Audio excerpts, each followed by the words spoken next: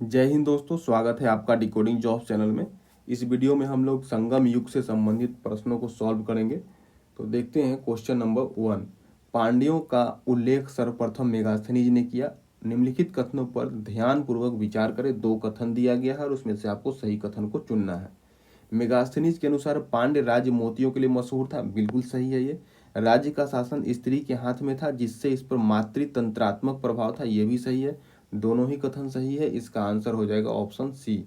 ये दोनों बातें जो हैं मेगास्थनीज के द्वारा कही गई है। नेक्स्ट क्वेश्चन है, निम्नलिखित में से कितने युग्म सुमेलित हैं।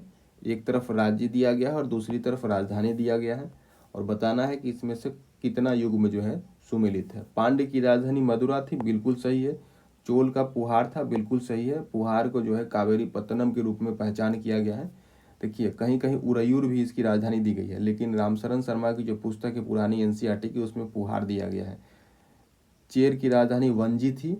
ये भी सही है। इसका आंसर हो जाएगा ऑप्शन सी। तीनों सही है।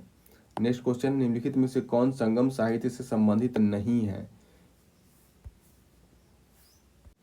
इसका आंसर हो जाएगा ऑप्शन डी। मिलिंद पन्हो जो है संबंधित नहीं है। बाकी तीनों जो है संगम साहित्य से संबंधित है। संगम साहित्य का 3 भाग है।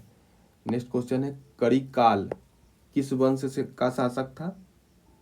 इसका आंसर हो जाएगा ऑप्शन ए। चोल वंश का प्रतापी राजा था ये। नेक्स्ट क्वेश्चन है, चोल अर्थव्यवस्था का प्रमुख स्तंभ क्या था। इसका आंसर है ऑप्शन सी। सूती कपड़े का व्यापार। उरैयूर। उरैयूर जो है सूती कपड़े के व्यापार के लिए जाना जाता था। नेक्स्ट क्वेश्चन है, यह तमिल साहित्य का उज्ज्वलतम रत्न माना जाता है। यह एक प्रेम कथा है। इसमें कोवलम नामक अमीर एवं उसकी कुलीन धर्मपत्नी कनग्गी एवं माधवी नामक वेश्या की कथा वर्णित है। ये बताना है कि ये जो बातें लिखी गई है तथ्य ये किस महाकाव्य से संबंधित है। इसका आंसर है ऑप्शन बी। शिलप्पादिकारम से संबंधित है।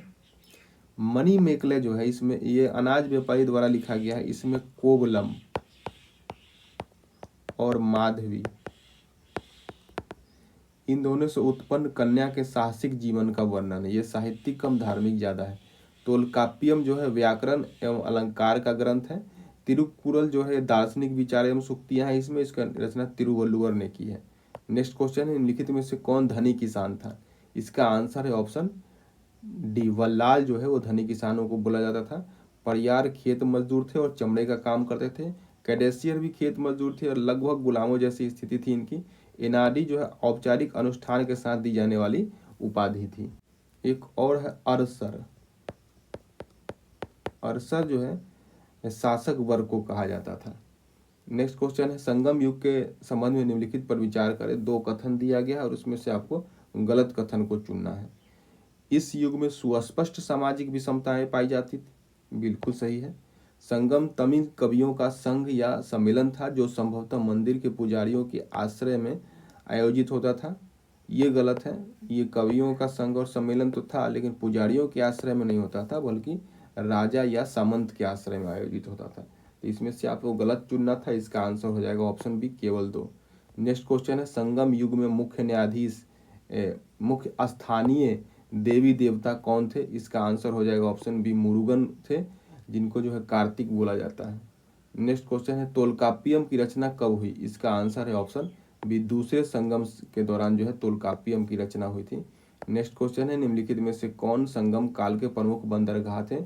इसका आंसर हो जाएगा ऑप्शन डी, सभी। 1 2 3 4 यानी कि सभी जो है प्रमुख बंदरगाह थे संगम काल के। कोकई और सालियूर जो है पांड्य शासन का साम्राज्य का था, बंदर चेर का।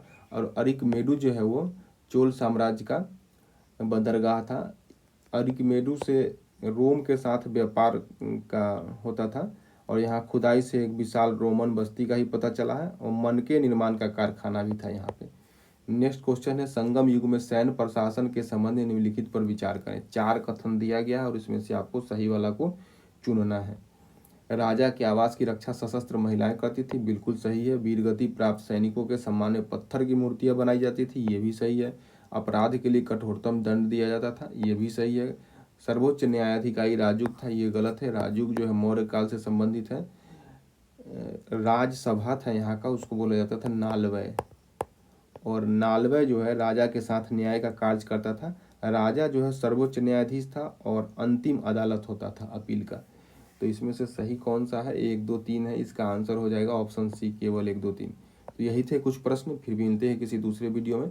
Thanks for watching.